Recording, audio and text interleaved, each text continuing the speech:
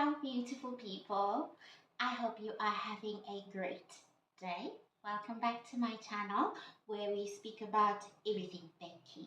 As you know, I am your host, Auntie J, and I am a home baker, which is something that I am very passionate about.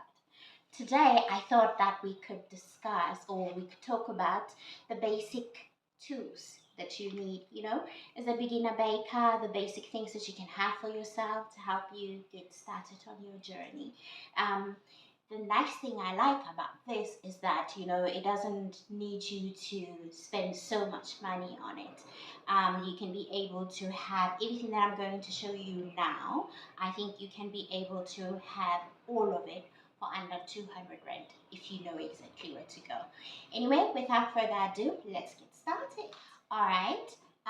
As a beginner baker, we know that recipes usually will refer to either measuring your ingredients, say your dry ingredients using cups or using a scale.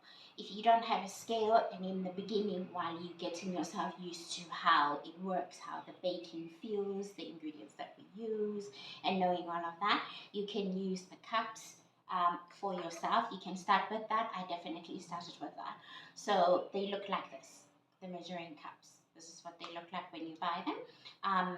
We have the biggest one is the size of a cup, and then there's a half a cup, a third cup, a quarter cup, and then this one is an eighth cup, 30 mils.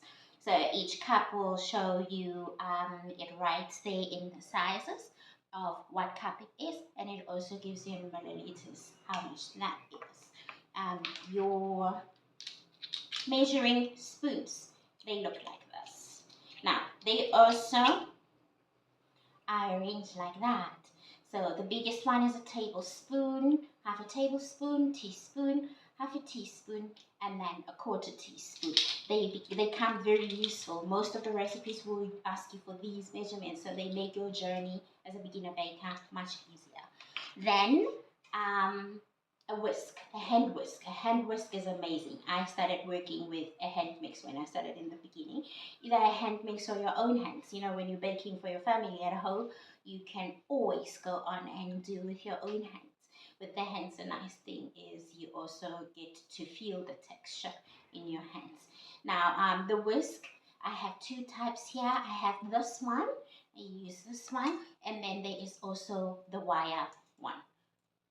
These are the two types of whisks that I have or I usually use. Another thing that you will need is a spatula. So it can be either a plastic spatula like this one that I'm holding here, or it can be your wooden spatula. It's up to you. I mean, the silicone spatula, it can be either a silicone spatula like this one that I'm holding here, or you can have a wooden one or a plastic one, whichever one. A spatula, especially when you're baking things like your cupcakes, your muffins, and your cakes, they usually say then fold using a spatula, so that comes in handy then. And when it comes to measuring liquids, the best thing to use is a liquid measuring glass jug. I have this one. Can you see? Can you see how old it is? Can you see how old it is? This is an heirloom. It's one of my inheritances.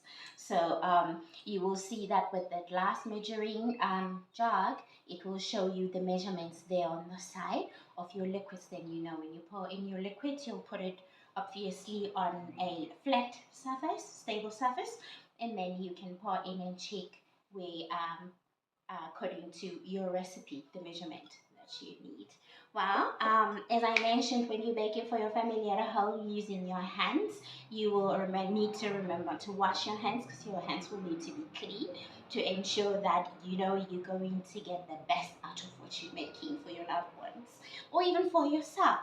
However, if you are doing it as a business, it's much more advisable that you use some sort of protection if you're going to be mixing with your hands. So you can use gloves. I usually use, this is the one pair that I show you, something like this.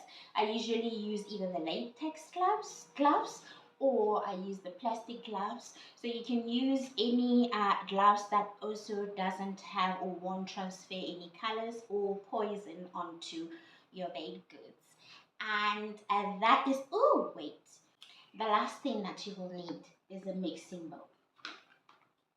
I like a nice big mixing bowl because that way it doesn't matter the size of recipe that you would like to do. When you begin, it's usually much easier to start with a size small, but as your confidence grows, then you can be able to multiply recipes or start mixing bigger recipes. Then it's much easier. You bought once and then you can buy again later on at a later stage, especially if you are doing it for business. Widow business has brought in some sort of income for you to be able to buy more utensils. That is all that you will need when it comes to the basic needs, the basic equipment or tools you will need to start with your baking as a beginner home baker, baking at home. Well, now that we're done with that, I wanted to share this with you. Look at this beauty. Look at this little beauty. Doesn't this thing look amazing? This is another one of the heirloom inheritances I got from, one of my mentors.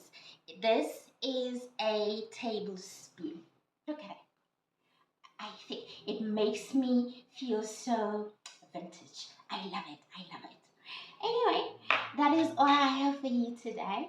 Please feel free to ask me any questions you would like to know. You can comment below or you can even send me a WhatsApp. Any questions that you would like to know, more information you would like about what you need or how to go about as a beginner baker, especially a beginner home baker. And if you would like to convert your home baking now to start making it a business, and you would like to have some advice or input or something like that, holla your girl over here. I will be happy to help you. With that said, have a splendid